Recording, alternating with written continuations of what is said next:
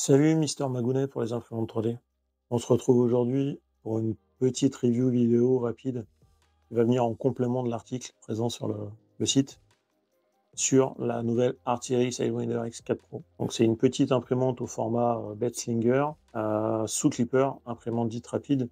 On va en reparler un petit peu après. L'idée ici, c'est pas vous refaire le test complet de l'imprimante. Vous retrouverez l'article présent sur le site lesimprimantes3d.fr. Mais vous présentez en vidéo quelques impressions faites et vous donnez les points forts et les points faibles de la machine.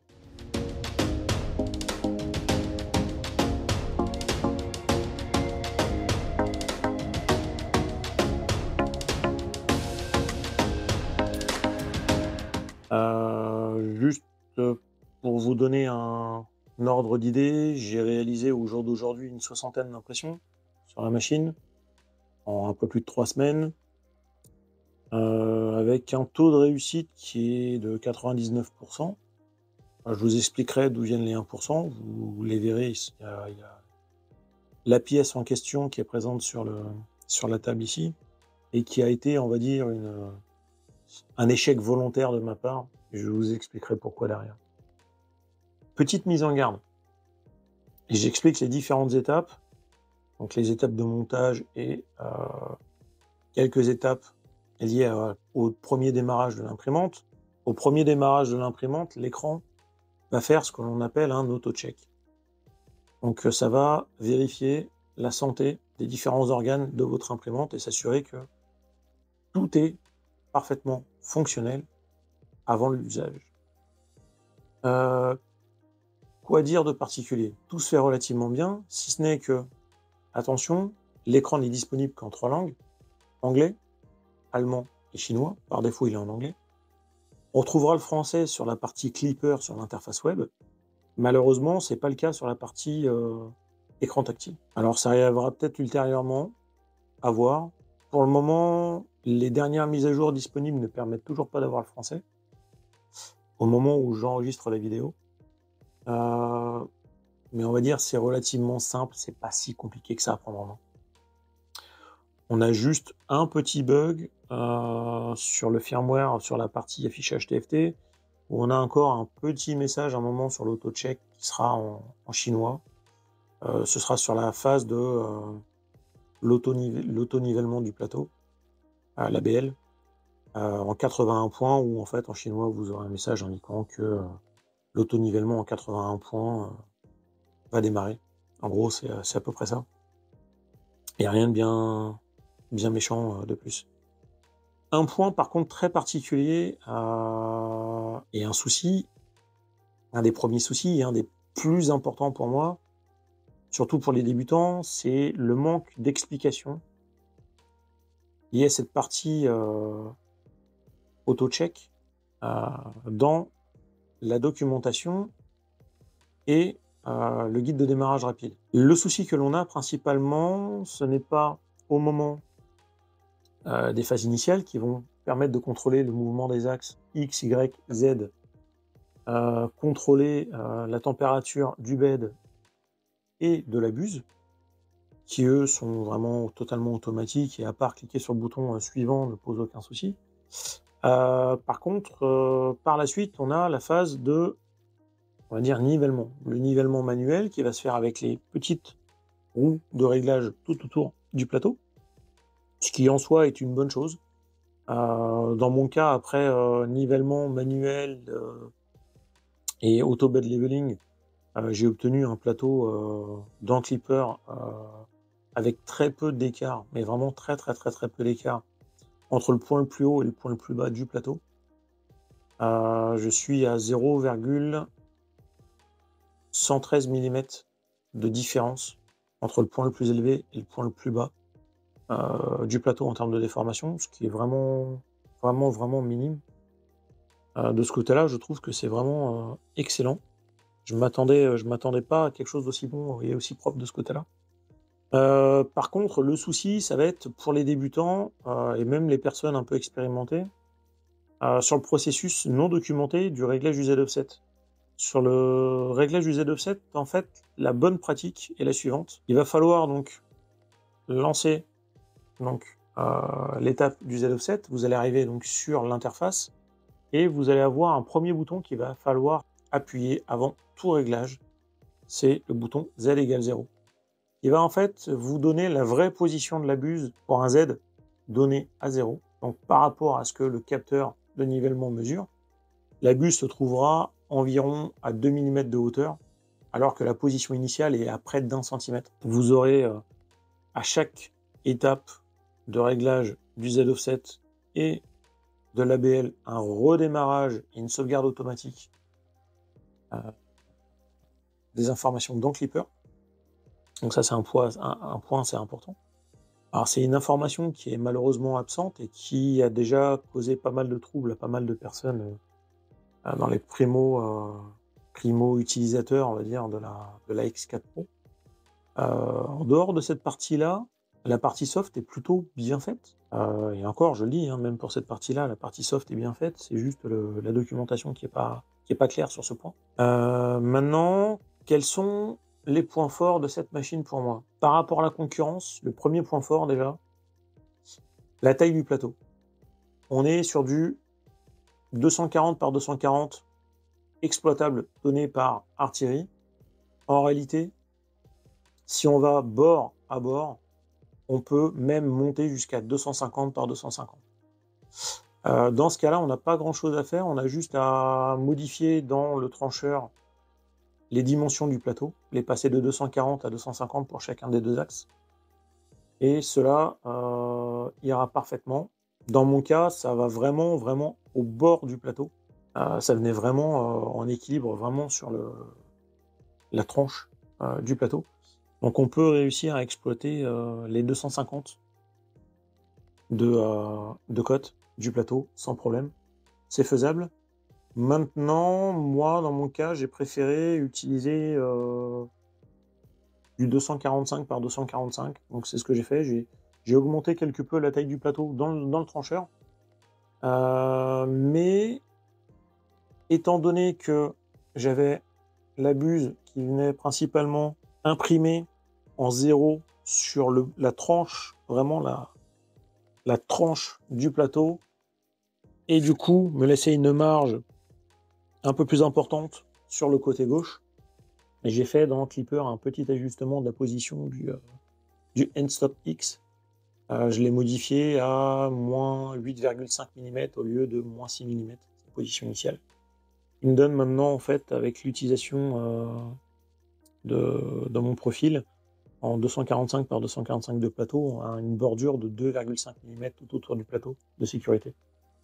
Alors, la raison aussi pour laquelle j'ai voulu faire cette petite augmentation à 2,45 et pas à 250, c'était pour me garantir un tout petit peu de marge aussi de sécurité par rapport aux vis que l'on a à l'arrière du plateau, les vis de guidage du plateau, qui sont pour le coup très bien faites aussi et que je trouve vraiment excellentes. Donc on a notre plateau qui se retire facilement et qui, contrairement à d'autres imprimantes, vient se mettre naturellement et se positionner parfaitement. Ça, c'est vraiment appréciable. On n'a pas forcément ce genre d'éléments-là sur les imprimantes de la concurrence, en tout cas toutes les imprimantes de la concurrence. Petit problème aussi que j'ai rencontré, j'en ai parlé durant l'écriture donc de l'article, vous retrouverez ça donc dans le test écrit. J'ai reçu, moi, la machine qui était un des premiers exemplaires, avec malheureusement les deux connecteurs arrière des moteurs Z cassés. Alors, j'ai pu remettre ça en fonctionnement sans trop de difficultés, avec une petite pince de précision. J'ai redressé les pins. J'ai connecté correctement les connecteurs au moteur et un petit point de colle chaude permet après derrière d'assurer d'empêcher les câbles de bouger en tout état de cause.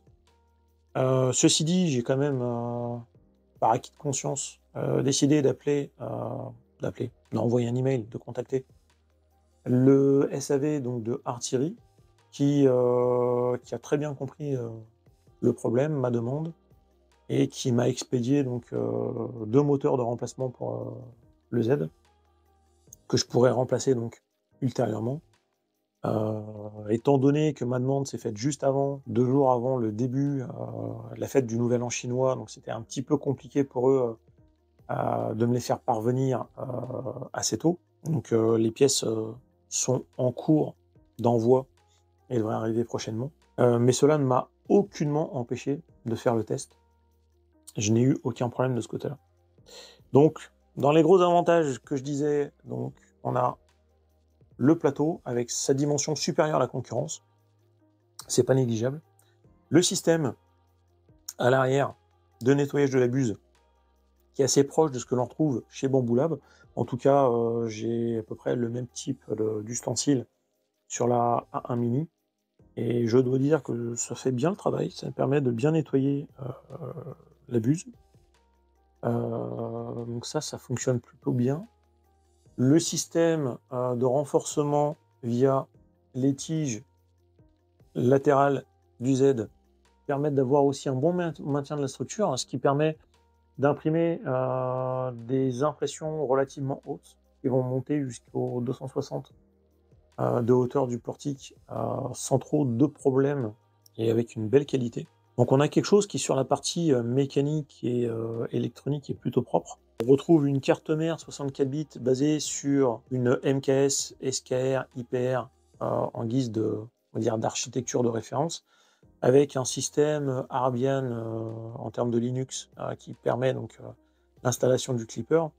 Donc la partie, on va dire, carte mère et logiciel, même si elles ont été conçues spécifiquement sur la demande de Artillery, partent sur le même type d'architecture que ce que l'on retrouve sur les Lego Neptune 4 Pro ou 4+. On a quelque chose de vraiment pas mal de ce côté-là. Avec du coup, et ça c'est vraiment un point très positif, un clipper qui est de base totalement ouvert, qui nous permet d'accéder à l'intégralité des éléments de configuration, des fichiers de configuration et à l'interface web. L'interface web Clipper est multilangue et donc supporte le français, contrairement donc à l'écran qui lui est limité à l'anglais, l'allemand et au chinois. Et chose agréable aussi à voir, c'est les accès routes sur la partie Linux, qui nous permet donc une connexion SSH et donc la possibilité ultérieure d'installer des packages supplémentaires, comme par exemple l'installation de l'interface Mainsail à la place du fluide présent, qui somme toute fait très bien le travail. Il y a rien à dire de ce côté-là. Donc on est sur quelque chose de vraiment pas mal fait de ce côté-là. Il n'y a pas de réel besoin de correction de la configuration Clipper. On a quelque chose de vraiment propre, quelque chose qui fonctionne bien. Des courants de driver plutôt bien ajustés par rapport au moteur. Donc de ce côté-là, ils ont pris soin de faire quelque chose de cohérent. J'ai vu des choses beaucoup moins propres sur d'autres machines. On est sur quelque chose de vraiment très agréable et donc ça fait vraiment plaisir. Donc l'avantage ici, c'est que vous avez quelque chose qui sera vraiment parfaitement fonctionnel pour la plupart des gens. Les seuls reproches que je peux faire côté Clipper au jour d'aujourd'hui, ce sont quelques petits oublis. Alors il y en a un qui est malheureusement courant, hein, qui est souvent absent dans la plupart des imprimantes sous Clipper. C'est la macro M600 qui n'est pas présente de base. Donc dans mon cas, comme vous pouvez le voir, j'ai fait quelques impressions avec changement de couleur. Donc c'est pas très compliqué, hein. On peut ajouter facilement dans la configuration dans le printer.cfg ou ajouter un fichier macro.cfg si nécessaire et modifier la configuration Clipper et ajouter cela. Donc c'est ce que j'ai fait. Ça fonctionne très bien, rien à dire. Par contre, aujourd'hui, la chose qui blesse un peu plus, c'est le support de la partie caméra. J'ai pas été capable de pouvoir connecter une webcam en standard. Alors j'ai essayé plusieurs webcams du Logitech et d'autres webcams chinoises que j'avais sur le port USB et d'avoir du coup une image, que ce soit en USB A ou USB-C. Dans les deux cas, la caméra ne remonte pas. Donc je vais probablement dans les prochaines semaines prendre un peu de temps et donc il va certainement falloir aller donc en SSH et faire quelques modifications pour permettre la configuration de la webcam. Je trouve ça un peu dommage. C'est quelque chose qui, à mon sens, va être demandé par pas mal de monde.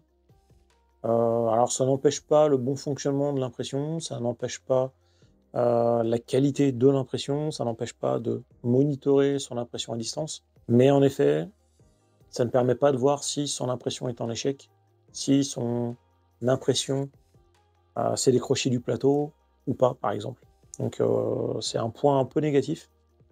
Le dernier point négatif que je peux remonter au jour d'aujourd'hui pour moi sur cette machine-là, on a donc la fonction calibration de la résonance présente, configurée en termes de macro dans Clipper et donc disponible dans le menu de l'écran tactile. Ça, c'est une bonne chose. Par contre, l'ADXL 345 n'est pas fournie.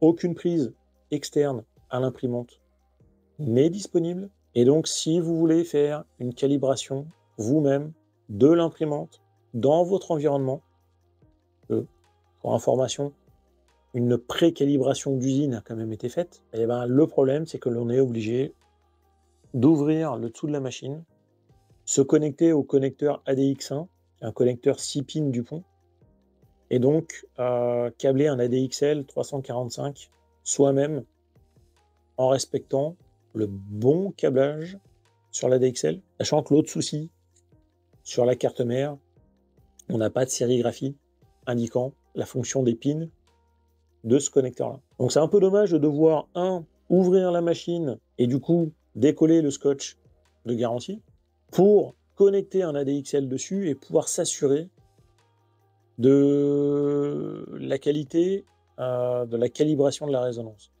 On n'a pas forcément besoin, mais vous pourrez le voir sur les photos que j'ai mis donc dans l'article, on a quand même un petit peu de ringing qui apparaît. Donc c'est léger, mais c'est quand même présent.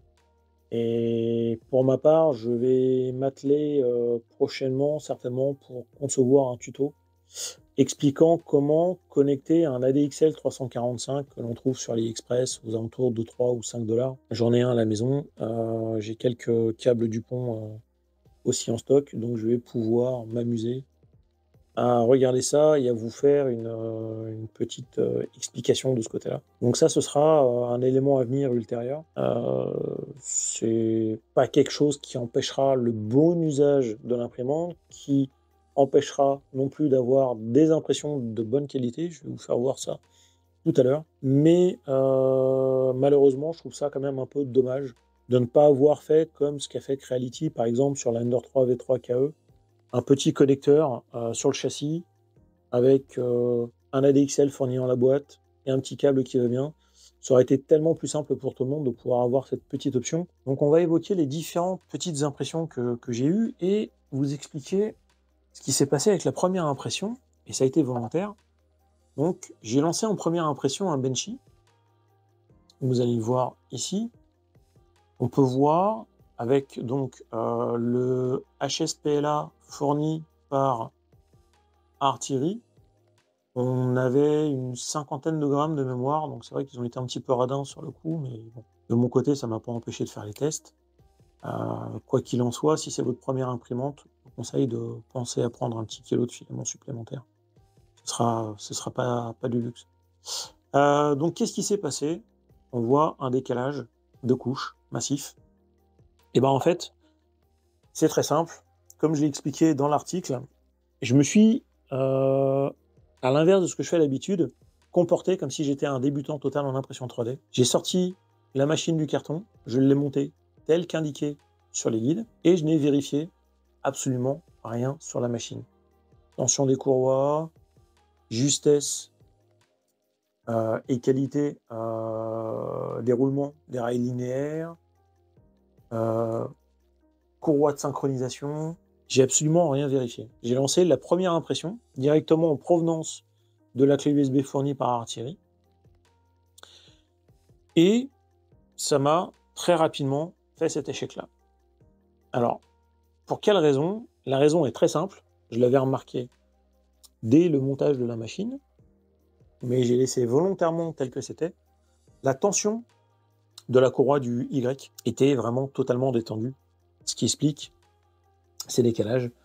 Donc sur l'avant, vous avez la possibilité donc d'ajuster avec une clé Allen la tension de votre courroie Y et ici la tension de votre courroie X, je vous conseille, comme il est d'usage sur toute imprimante, de toujours vérifier que la tension est correcte, que l'ajustement ici, la pression des VOL ne soit pas trop importante, bien réglée, pour permettre à la machine, 1, d'avoir une bonne fluidité de mouvement, et 2, d'éviter tout saut de pas ou dedans au moment des mouvements. Donc ici, bien entendu, quand vous lancez des mouvements avec des accélérations à 10K et des déplacements à 500 mm par seconde, quand on n'est pas en impression, voilà ce qui arrive. On arrive rapidement à quelque chose vraiment de pas beau et d'échec. Donc c'est le seul échec que j'ai malheureusement et heureusement eu, on va dire. C'était fait exprès et ça m'a permis de vous montrer l'importance quand même de la vérification, un tant soit peu, de la machine. Et puis derrière, donc j'ai lancé avec du filament Air-One rouge, un petit Benchy. Alors, le premier a été lancé avec donc le profil de fichier, le même que celui-ci prévu sur la clé. J'ai une petite, alors je sais pas si vous l'avez ici, mais une petite boursouflure ici au niveau de la hauteur du pont sur la coque. C'est lié simplement à un test de ma part. J'ai voulu m'amuser quelque peu sur le changement de vitesse en cours d'impression. Et donc, je suis passé de 100% à 200% de la vitesse et je suis redescendu en fait à 100% à cette hauteur-là. Et en faisant ceci, en fait, j'ai eu une petite boursouflure qui s'est créée, mais c'est pas quelque chose de forcément anormal. Et je vous montrerai celui-là par la suite. Et après, la deuxième impression que j'ai faite, donc ça, je l'ai faite un petit peu plus tard. Et la deuxième impression que j'ai faite, après justement du coup de la courroie, c'est ce petit chat.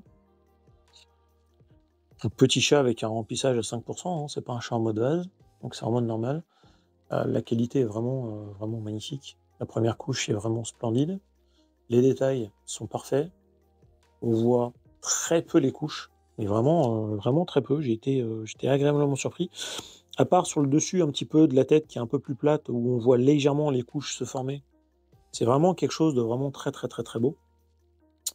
On a aussi cette petite pièce. Alors, cette petite pièce est une petite pièce de mémoire qui permet simplement voilà, la fixation du support de bobine. Alors, je ne sais pas quelle est son utilité. Elle était présente sur comment s'appelle, la clé USB. Donc, c'est un print que j'ai fait qui était assez rapide. C'était pour faire des tests. Donc, voilà ce que ça donnait. Je me suis amusé après à faire donc quelques impressions de rose en 3 parties.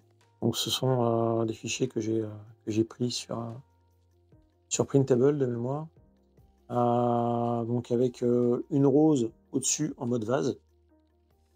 Donc, vous pouvez voir, vraiment en mode vase, classique. Très belle qualité, vraiment parfaite. On voit absolument pas les couches, pas de ringing. On a vraiment quelque chose de vraiment splendide. Et ça, avec les 2 filaments utilisés. Donc, ce filament blanc, c'était un vieux reste de filament GSP 3D qui était dans un tiroir depuis près de 2 ans, d'ailleurs. Il n'a pas été déshydraté, c'est sorti sans problème. Alors que ce filament posait des problèmes sur d'autres machines, dont principalement les Genius, les X2, c'était compliqué de le faire passer. Parce que ce filament a tendance à se désagréger tout seul dans l'extrudeur. Ici, avec l'extrudeur Dual Gear de la X4 Pro, aucun souci. Et ici, un filament rose mat de chez Air-One. Donc pareil, donc toujours en mode vase au niveau de la fleur. Puis la tige en filament donc chromatique, donc beau petit filament vert pailleté, qui était ouvert pareil depuis 2 ans. Très très très très bon, évidemment. Donc la tige en fait s'imprimait à plat, comme ça, et donc se faisait sur la hauteur. Donc comme vous pouvez le voir, Si on le met par rapport ici, plus ou moins à la hauteur du plateau, on arrive quand même à une petite hauteur assez agréable. Sachant que j'ai imprimé avec le profil, celle-ci avec le profil par défaut fourni par Artillery dans Artillery Slicer, profil PLA. Donc avec des paramètres de base, le rendu est magnifique, très beau. Ce profil va d'ailleurs très très très bien.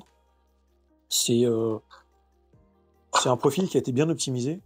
Et donc le petit support donc, de la rose, qui lui est donc une petite pièce que j'ai modélisée vite fait sous Fusion 360 et qui a été imprimée avec du filament bleu de chez Felsen, qui n'a posé aucun problème non plus. Donc côté rendu, on est vraiment pas mal de ce côté-là. Alors, par la suite,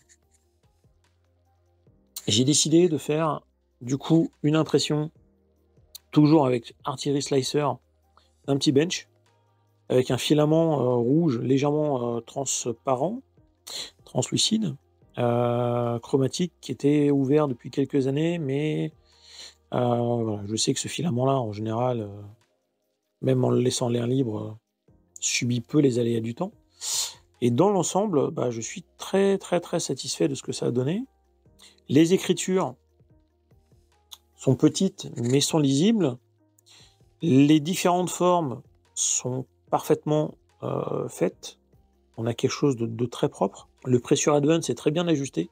On n'a pas de boursouflure dans les angles ou de défaut. Les angles sont très propres. Les overhangs sont vraiment plutôt bons. On monte à 75 degrés sans souci.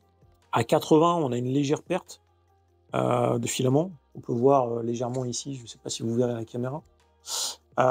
Mais sachant que j'ai laissé la ventilation en mode standard, donc à 100% de sa puissance, si ce n'est que on a un mode boost qui peut être lancé manuellement depuis l'écran.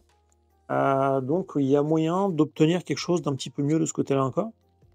Les ponts sont parfaits. Le seul élément qui était problématique avec ce filament-là a été ici la plus grande des petites tiges, qui du coup a une petite boursouflure sur le côté. Il y a eu une sorte de petit décalage. Je pense que la tige a dû bouger un petit peu trop et ça s'est imprimé en décalé. Maintenant, j'ai imprimé celui-ci aussi avec les paramètres par défaut. Alors 500 mm par seconde en déplacement et les paramètres qui vont de 150 à 300 mm par seconde suivant le type d'élément. Bon, sachant que sur les parties les plus petites, bien entendu, la vitesse était ralentie. Mais voilà. Donc, avant de parler des autres impressions que j'ai pu faire, je voulais juste faire un point sur une chose. Donc, Artillery nous fournit un Artillery Slicer. Alors, c'est pas un slicer Artillery au sens propre du terme. En fait, il s'agit ni plus ni moins que d'un Prusa Slicer qui a été rebadgé Artillery Slicer et sur lequel les profils ont été ajoutés pour la X4 Pro, la X4 Plus, la X4 Max, qui n'a pas encore été annoncé en termes de précommande, et les imprimantes X3 Pro et X3 Plus. Par ailleurs, je tiens juste à souligner une chose, sur la clé USB est fournie la V1 de Artillery Slicer. Sur le site de Artillery, vous trouverez la V3.1. Je vous conseille d'aller télécharger cette version et de ne pas utiliser l'ancienne. Pourquoi ? Simplement parce qu'elle est basée sur une version de Prusa plus récente, et donc avec un certain nombre de fonctionnalités en plus, que vous n'aurez peut-être pas sur la V1. Alors, très bon point, le profil PLA est très correct. C'est pas un profil parfait dans le sens où on peut certainement obtenir des vitesses un petit peu meilleures, quelques ajustements un peu meilleurs, mais c'est d'une très bonne base, et ça permettra d'obtenir des impressions de qualité sans aucun souci. Par contre, je vous mets en garde, attention, les autres profils ne sont ni plus ni moins que des copier-coller du profil PLA sur lequel on ajuste, quand on applique un autre filament, par exemple PETG, TPU, ABS, un changement de température de plateau et de bulle. Alors l'ABS, j'ai pas testé, mais sur une machine ouverte, c'est un peu compliqué, étant donné qu'en plus j'imprime dans mon garage, la température étant pas forcément très stable. c'est assez compliqué, donc je me suis pas risqué à imprimer de l'ABS, ABS+ ou de l'ASA pour le moment avec. Après j'ai d'autres imprimantes moi qui le font, donc j'ai une autre imprimante qui le fait. Donc j'ai pas eu de besoin réel là-dessus, mais ne serait-ce que sur le PETG et le TPU, PETG sur lequel, la machine va très bien, je vous mets au défi d'utiliser le profil fourni par Artillery. Imprimer du TPU et du PETG à 300 mm/s, c'est clairement impossible. Il faudra systématiquement penser du coup à reparamétrer correctement les vitesses et les accélérations. Diminuer les accélérations, 10K d'accélération sur du PETG et du TPU, c'est pas une bonne idée. 300 mm/s, c'est pas une bonne idée. Je vous montrerai pour le PETG ce que ça peut donner déjà à une vitesse légèrement plus faible et qui était déjà très limite. Derrière ça, étant donné que je ne suis pas un grand fan de Prusa Slicer, j'ai pris le parti de configurer un profil Orca Slicer. J'utilise Orca sur toutes mes machines depuis maintenant plusieurs mois, depuis le milieu de l'année dernière, et je ne vois pas pourquoi je devrais utiliser autre chose, étant donné que ce slicer va très bien, fonctionne très bien. Donc je suis parti sur la configuration manuelle d'un profil d'impression pour la X4 Pro, et donc les quelques impressions que j'ai faites ultérieurement sont toutes faites via Orca. Ça fonctionne magique, de façon magistrale, c'est magnifique. Je vais vous montrer ça assez rapidement, et je gagne en temps d'impression et en qualité par rapport à ce que j'avais encore sur le Artillery Slicer, qui était somme toute très très correct, hein, je le répète. Donc, ce que j'ai obtenu, bien entendu, j'ai pas pu vous mettre sur l'article de temps de Benchy en mode drag race. Pourquoi? Parce que Artillery ne fournit pas de fichiers tranchés pour les performances. J'aurais pu en trancher un pour permettre de faire le jeu sur Orca, mais je trouve honnêtement que c'est pas forcément pertinent. C'est pas forcément pertinent parce que du coup, ce ne sont pas des utilisations standards que l'on aura avec la machine. C'est pousser la machine au paroxysme sur un très court temps. Et en réalité, ok, ça nous permet de dire que la machine est capable de monter à peut-être 400 ou des choses comme ça, mais pour être très honnête, comme c'est le cas sur toutes les machines dites rapides, Clipper, de type format Becklinger, des vitesses de 500 ou 600 mm/s sont clairement pas atteignables au quotidien. Tablé plutôt sur 250 à 300 mm/s. Ici, j'ai donc imprimé un second Benchy, donc avec le profil tranché sur Orca Slicer. Donc j'ai un léger ringing du côté du hublot qui apparaît. Les ponts de la cabine sont juste magnifiques, aucun stringing, aucune boursouflure, l'arête, la couture sur la partie arrière est invisible. J'arrive même pas à la voir, elle est ici d'ailleurs. J'arrive presque pas à la voir à l'œil. Vraiment, le Benchy est vraiment magnifique. La première couche est splendide aussi. Et je suis passé sur un temps d'impression qui est à peu près de 35 minutes sur ce Benchy-là. En impression dite, on va dire, un peu standard, qui va bien. Là où celui de la clé, on voit la couture ici d'ailleurs, celui de la clé, fourni par Artillery, lui, est imprimé en 48-50 minutes environ. Donc, voilà. Avec un profil bien ajusté, on peut obtenir quelque chose d'un petit peu mieux. Mais on a déjà quand même quelque chose de pas trop mal. Ensuite, je me suis amusé à imprimer un petit cube de calibration Orca, donc qui est en deux parties, qui s'imprime comme ça, sur le plateau. Et j'avais justement intégré la macro M600 pour le changement de filament. Donc, je me suis amusé en fait à faire un changement de couleur à la première couche. Donc, première couche en blanc, qui me donne un rendu un peu gris avec le noir, hein, bien entendu. Et derrière, du coup, le reste de l'impression avec une bobine de Sunlu HSPLA. Et vous pouvez voir le pas de vis. Voilà, parfait, pas de souci, tout s'ajuste parfaitement. Ça va vraiment très bien. On voit par contre assez bien sur ce cube-là les effets de ringing que l'on peut avoir.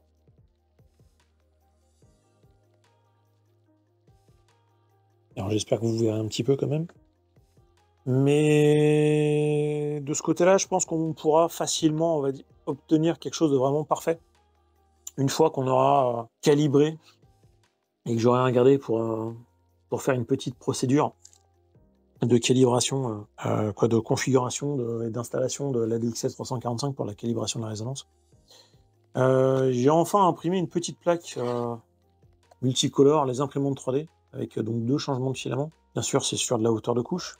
Donc ici, première couche, juste magnifique. Et ici, juste un tout petit peu de noir. J'avais un petit peu de matière qui était restée collée sur la buse. Je n'avais pas vu. Et du coup, c'est tombé lors de l'impression de la couleur jaune et ça m'a fait une petite marque, mais on voit que voilà, l'impression est vraiment nickel. L'aspect vraiment de la couche supérieure est vraiment très lisse. Pourtant, j'ai absolument pas utilisé d'ironing, donc de lissage. Là, on est vraiment sur la couche finale standard présente avec Orca. Et je dois reconnaître que on a vraiment un rendu qui est vraiment beau et un toucher qui est vraiment lisse. Donc voilà, voilà ce qu'il en est. Donc, qu'est-ce que je pense de cette machine? Très objectivement, j'avais beaucoup de reproches à faire à l'époque sur les Genius Pro, les X2. Il y a des choses qui me plaisaient pas du tout sur la série X3, que je n'ai pas eu entre les mains, hein, que j'ai juste vu tourner, mais des choses que j'aimais pas trop dans la conception. Comme le système de nappe non sécurisé qui pouvait causer des problèmes, comme certains ajustements de configuration au niveau des firmware. Ici, en dehors des quelques points sur Clipper que j'indiquais tout à l'heure, comme le manque de la macro M600, il manque pas grand-chose. On est vraiment pas mal, il manque juste la fonction, on va dire, caméra et la DXL. Le M600, je fournirai donc sur le forum les imprimantes 3D, les macros et les ajustements qui vont bien pour simplifier la mise en place de ceux qui n'ont pas l'habitude de ça sous Clipper, pouvoir ajouter donc cette fonctionnalité. C'est relativement simple. La partie ADXL, j'ai déjà commencé à faire le repérage, donc ce sera relativement simple, ça posera pas de soucis particuliers. Donc je suis assez content de cette machine. Il y a juste ce côté manque de documentation et problème lié à la caméra qui m'énerve un petit peu, mais on va trouver une solution. Ne vous inquiétez pas là-dessus. La machine en elle-même, elle est belle, elle est solide, bonne structure, l'interface est claire et simple, elle donne l'essentiel de ce que l'on a besoin. La tête d'impression fait des merveilles. J'ai jamais eu une machine artillerie capable de me faire des premières couches aussi parfaites avec un plateau aussi plat, aussi peu d'écart, c'est vraiment fou. Sa vitesse d'impression est vraiment bonne, son ajustement est correct dans l'ensemble. Il faut juste s'assurer que tout soit bien d'équerre à tous les niveaux. De ce côté, on est vraiment très bien. Donc la partie mécanique, la partie soft est vraiment bien. J'ai peu de choses à lui reprocher. Ses dimensions sont supérieures à la concurrence. Donc si on compare avec une Elegoo, avec une Under 3 V3 KE ou une Cobra 2 Pro chez Anycubic, on a quand même entre 20 et 30 mm de surface supplémentaire en X et en Y. Donc ça, c'est pas négligeable. On a une hauteur en Z de 260, donc supérieure à celle de la Under 3 V3 KE. On a un système ouvert au niveau de Clipper avec des accès routes, contrairement à ce que l'on a du côté de la Anycubic Cobra 2 Pro. La partie gestion par téléphone mobile ou par tablette peut se faire facilement via l'application Mobile Raker, qui du coup s'interface avec Moonraker. L'interface fluide est fonctionnelle et présente, on va dire, toutes les fonctions que l'on peut avoir on va dire, besoin sous Clipper, donc pas de souci particulier. J'avoue que j'ai une petite préférence pour Mainsail, donc peut-être que j'irai faire un tour en SSH en mode route pour pouvoir installer la partie Mainsail. Ça, c'est un point qui n'est pas, voilà, qui n'est peut-être pas voilà, lié à un besoin de tout le monde. C'est juste moi une petite préférence. J'avais l'habitude de Mainsail avant. Voilà, mais le Clipper est pas mal avec sa configuration fluide.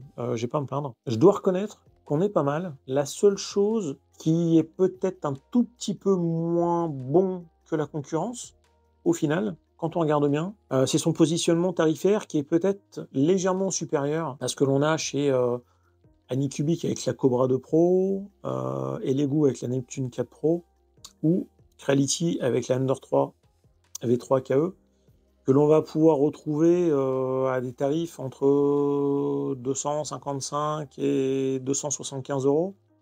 Ici, on est au jour de la vidéo à une machine qui est proposée sur le site à 300 €, sur le site Artillerie. Elle était proposée en précommande avec, par contre, 5 kilos de filament. Donc,